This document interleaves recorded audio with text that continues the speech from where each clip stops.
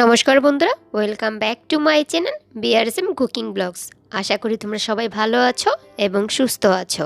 আর আমি তোমাদের জন্য বরাবরের মতো নতুন আরও একটি রেসিপি নিয়ে হাজির হয়ে গেলাম তোমাদের সামনে। আজ আমি তোমাদের করে দেখাবো এঁচোড় চিকেন, মানে মুরগির মাংস দিয়ে কাঁচা কাঁঠালের তরকারি। তো তোমরা ভিডিওটি শুরু থেকে শেষ পর্যন্ত দেখতে থাকো আর আমার পাশে থাকো। চলো বন্ধুরা, তাহলে চলে যাই মূল রেসিপিতে।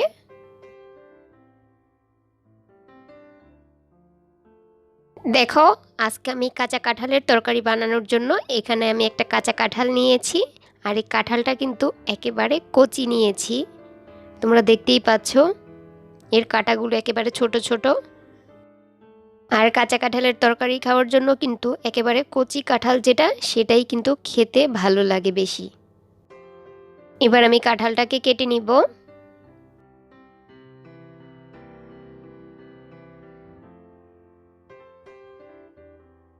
কাঁঠালটা আমি কেটে নিয়েছি, মাঝখানের অংশটা আর যে কাঁটাগুলো থাকে সেইগুলোর অংশটা আমি বাদ দিয়েছি। আর দেখো, আমি এইভাবে একেবারে ছোট ছোট করে পিস করে নিয়েছি, এতে করে ভালো সিদ্ধও হবে আর খেতেও টেস্টি হবে, ভিতরে মশলাগুলোও ঢুকে যাবে। কাঁঠালটা কিন্তু একেবারে কচি ছিল, দেখো এখনো কোয়া তৈরি হয়নি, একেবারে ছোট ছোট।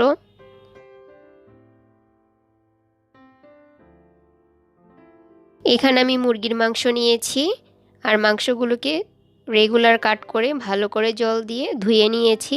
তোমরা চাইলে খাসির মাংস দিয়েও রান্না করতে পারো, বা যদি তোমরা চাও চিংড়ি মাছ দিয়েও রান্না করতে পারো। আমি এখানে আলু নিয়েছি, আর আলুগুলোকে কিন্তু আমি এইভাবেই ডুমো ডুমো করে কেটে নিয়েছি। তোমরা চাইলে আলু ছাড়াও রান্না করতে পারো।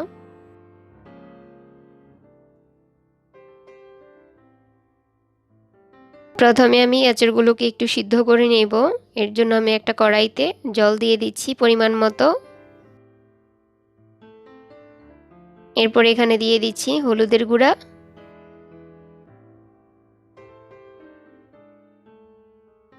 লবণ দিয়ে দিচ্ছি পরিমাণ মতো।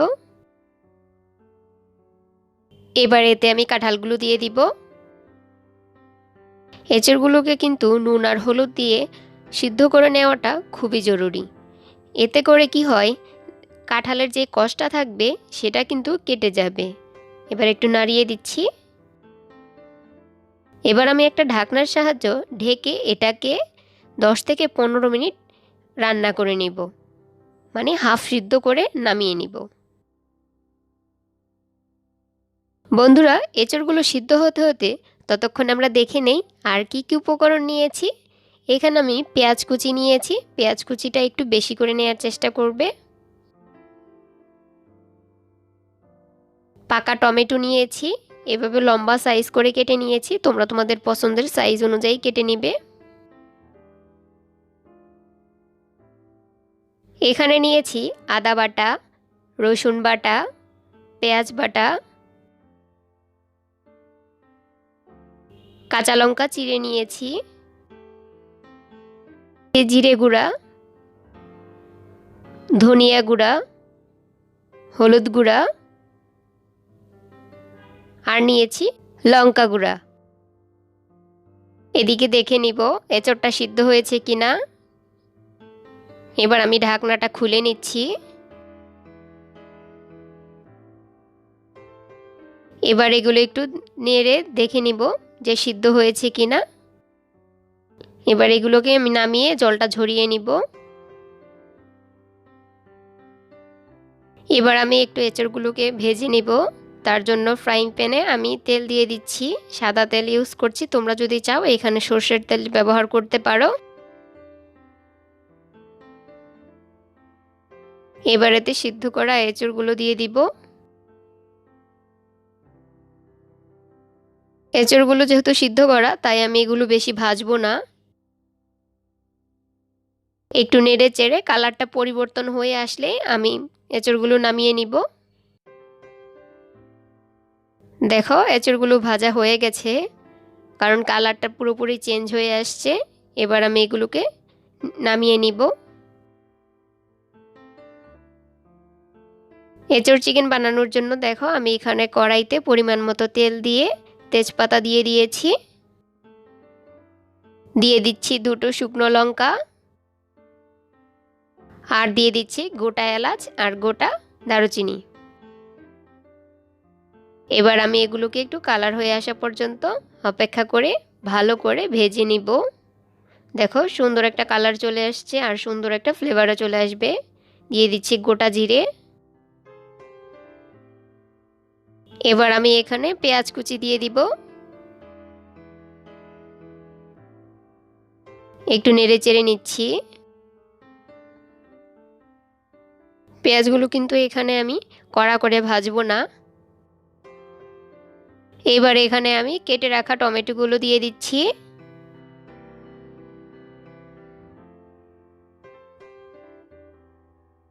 দিয়ে দিচ্ছি চিড়ে রাখা কাঁচা লঙ্কা। এবার দিয়ে দিচ্ছি আদা বাটা, একটু চেষ্টা করবে এগুলো বেশি করে দেওয়ার, রসুন বাটা, পেঁয়াজ বাটা। এবার এগুলো একটু ভালো করে নেড়ে দিচ্ছি।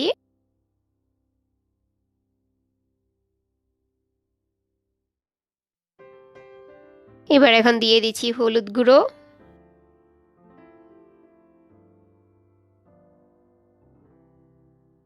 দিয়ে দিচ্ছি মরিচ গুঁড়ো। ঝালটা অবশ্যই তোমরা তোমাদের পরিমাণ বুঝে তারপর দিবে, আর এমনিতেও এঁচোড়ে কিন্তু ঝাল হলেই খেতে ভালো লাগে।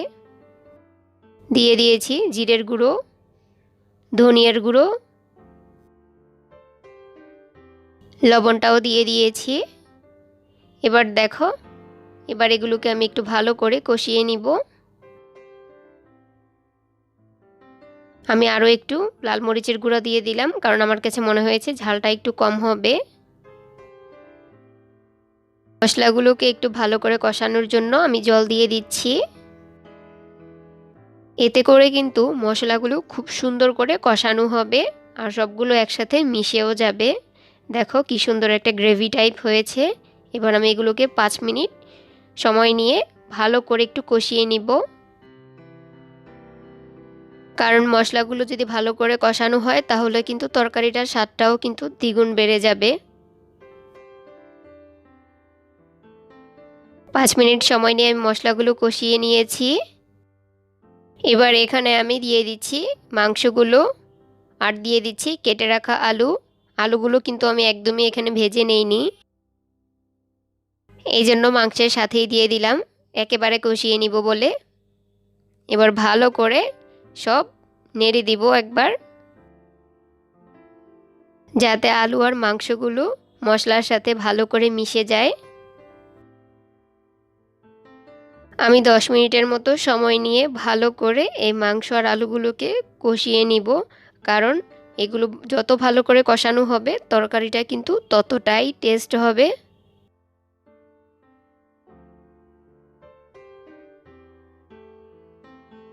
দেখো 8-10 মিনিট কষিয়ে নিয়েছি, কি সুন্দর একটা তেল ছেড়ে দিয়েছে উপর থেকে, তার মানে এবার এগুলো ভালো করে কষানো হয়ে গেছে। এবার আমি এঁচড়গুলো দিয়ে দিচ্ছি, এবার এগুলো নেড়ে দিচ্ছি ভালো করে।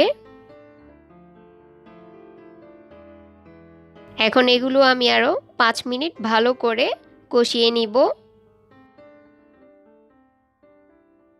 এঁচড় কিন্তু খুবই টেস্ট, এই জন্যই এটাকে বলা হয় গাছপাঠা, কারণ এটা কিন্তু রান্না করলে একেবারে বোঝাই যাবে না যে এটি মাংস রান্না করা হয়েছে নাকি কাঁঠালের তরকারি। 5 মিনিট সময় নিয়ে আমি কষিয়ে নিয়েছি। এবার আমি এখানে জল দিয়ে দিচ্ছি, জলটাও ঠিক তোমরা তোমাদের পরিমাণ বুঝে তারপর দিবে, যতটা ঝোল তোমরা খেতে চাও বা রাখতে চাও সেই অনুযায়ী জলটা দিয়ে দিবে। দেখো জলটা দিয়ে আমি নেড়ে নিয়েছি, এবার এটাকে আমি ঢেকে দিব একটা ঢাকনার সাহায্যে, আর 15 থেকে 20 মিনিট আমি এটিকে রান্না করে নিব। ফিরে এলাম 20 মিনিট পর। দেখো তরকারিটা প্রায় হয়ে গেছে, ঝোলটাও শুকিয়ে গেছে।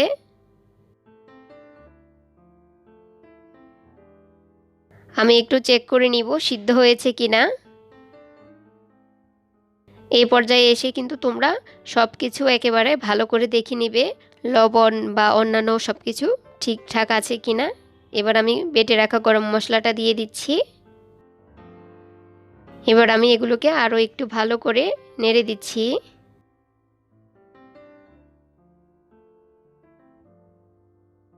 আমি কিন্তু এখানে আর ঝোলটা শুকাবো না, নামিয়ে নিব। চুলার আঁচটাও আমি একেবারে লো করে দিব, কারণ তরকারিটা যখন একটু ঠান্ডা হয়ে আসবে তখন কিন্তু ঝোলটা অনেকটাই শুষে নেবে। তাও তোমরা যদি চাও তাহলে আরও শুকিয়ে নিতে পারো।